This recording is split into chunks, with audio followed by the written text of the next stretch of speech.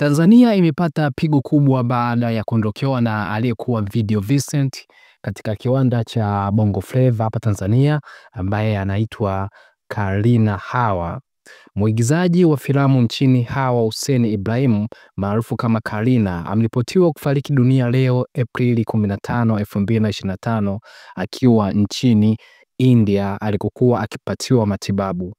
Karina alikuwa akisumbuliwa na matatizo ya tumbo kwa zaidi ya miaka 9 na kufanyiwa upasuaji zaidi ya mara 24.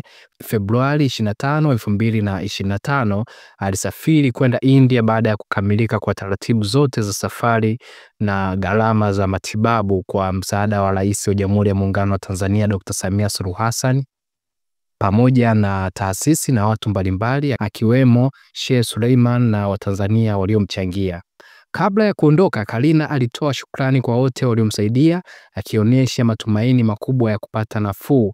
Kwa masikitiko makubwa, matumaini hayo yamekatizwa na taarifa ya kifo chake. Mdogo wa Karen ambaye amesema mara ya mwisho kuongea na dada yake ilikuwa ni usiku wa kuamkia leo, na alikuwa kwenye hali nzuri tu. Alimwahidi mama yao kuwa hatamani kufariki ili arejee mzima aweze kutimiza yale aliyoahidi.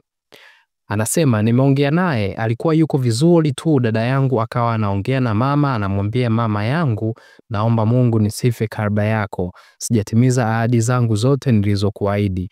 Alikuwa anatarajiwa kurudi tarehe 22. Alikuwa amemaliza operation zote. Mtazamaji wa Kasumu TV, endelea kuwa karibu na sisi kwa habari zote. Endelea kusubscribe, kulike na comment, na kuhusu habari ya kifo cha Hawa tutaendelea kukupa kila info ambazo zinakuwa zinatoka.